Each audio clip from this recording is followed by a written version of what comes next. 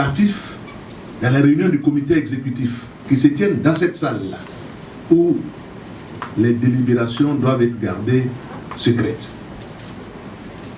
Malheureusement, au cours de nos travaux, beaucoup de choses qui se sont dites ici se sont retrouvées sur les réseaux sociaux. Il y en a même qui se sont permis d'accorder des interviews et des interventions à Radio Côte d'Ivoire. Ce qui est une violation flagrante de ce que nous disons ici. Mesdames et messieurs, je suis venu ce matin devant vous pour que vous sachiez la vérité. Parce que tout ce qui a été dit sur les réseaux sociaux, tout ce qui a été dit dans certains journaux sont injustes. Je veux bien qu'on soit d'accord avec Pierre, qu'on soit d'accord avec Paul. Mais quand on est à la commission électorale, c'est l'impartialité. Quand on est à la commission électorale, et c'est pourquoi le directeur exécutif de la FIF est membre de la commission électorale, je ne compte pas parmi les 10. Les 10 qui ont été élus le 4 juillet 2020 à Yamoussoukro, ce sont les 10. Il y a 7 titulaires et 3 suppléants. Ce sont ceux-là qui peuvent délibérer, qui passent au vote. Le secrétaire général ne peut qu'assister, conseiller, éclairer la commission. Lorsqu'il s'agit de voter, le secrétaire général ne vote pas.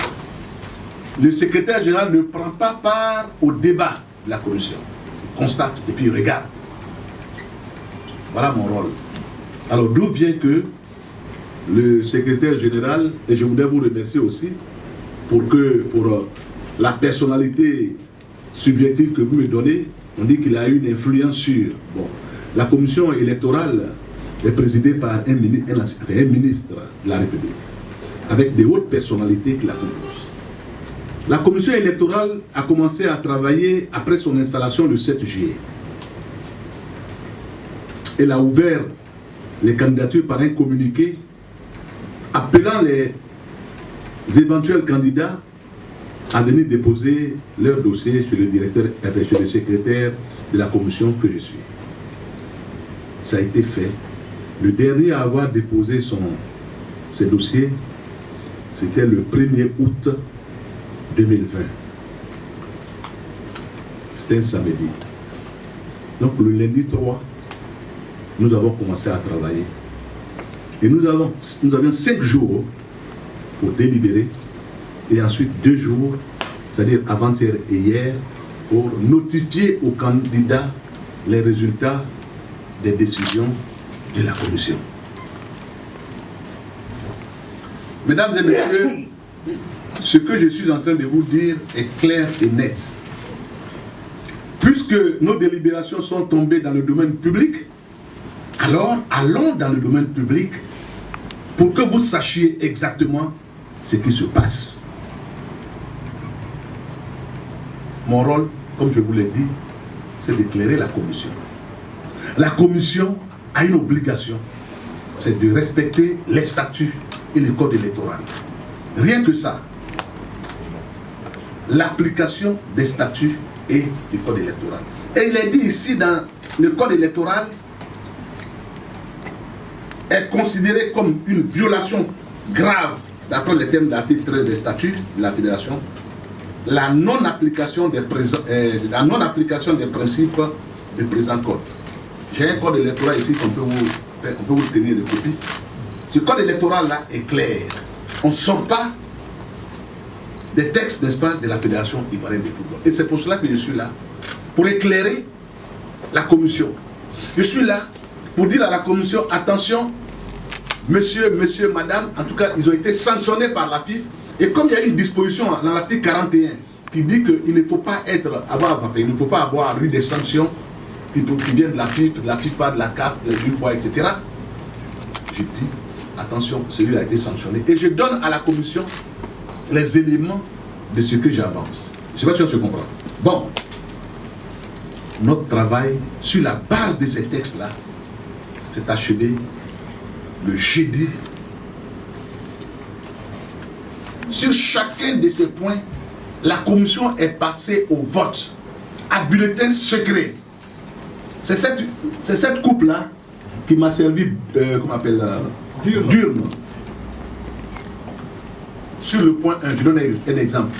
Le double parrainage. Oui ou non, vous êtes pour le double parrainage. On a distribué des papiers et il marque dessus oui ou non. On est d'accord? On valide les pions. Ça veut dire que même si on donne à mon frère ces 7 points-là, il peut lui seul examiner les candidatures. C'est oui ou c'est non. Ils ont voté, les membres du comité de la commission électorale, ils ont voté relativement à ces 7 points-là. Le cas de l'Africa, le cas de l'AMAPSI, le cas du double parrainage, le cas des parrainages qui ont été donnés non datés, les cas des parrainages qui ont été donnés non signés, non cachetés. Ils ont passé au pain du pain tout cela. Mesdames et messieurs, quand ils ont voté, ils ont pris leur décision, ils n'ont fait que constater. C'était le jeudi. Nous nous sommes dit, comme vendredi est férié, je crois que c'est la fête de l'indépendance, nous allons nous retrouver le samedi matin pour que ensemble on puisse signer ces documents-là.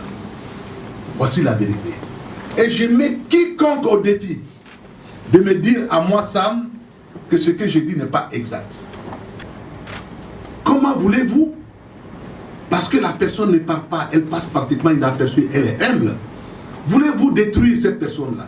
Comment voulez-vous, chers frères, vous avez des familles, comment voulez-vous que moi, je fasse de la forfaiture ou je cautionne la forfaiture?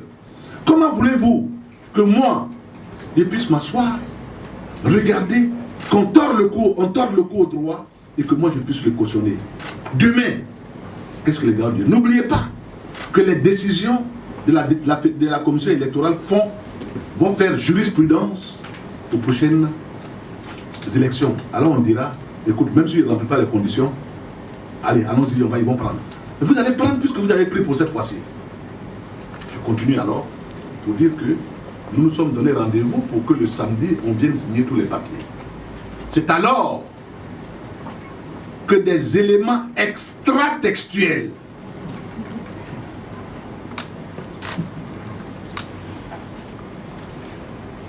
viennent nous demander de regarder, à cause de la cohésion sociale et la paix en Côte d'Ivoire, qu'on laisse tout le monde partir aux élections. Et ce que je suis en train de vous dire, vous le vérifiez. J'ai levé la main, j'ai dit, attention en tant que secrétaire général de la commission, chargé de faire appliquer les textes de la fédération, si d'aventure vous allez dans ce sens, je ne signerai pas le procès verbal. Pourquoi? Parce que ce document-là doit être signé du président de la commission et du secrétaire général. On parle de blocage. Je n'ai rien bloqué. Il dit, je ne signe pas. Si je ne signe pas, vous ne pouvez pas publier. Si je ne signe pas, vous ne pouvez pas notifier aux candidats. Je ne signe pas. Parce que ce que je vais signer, c'est cette décision qui a été prise le jeudi.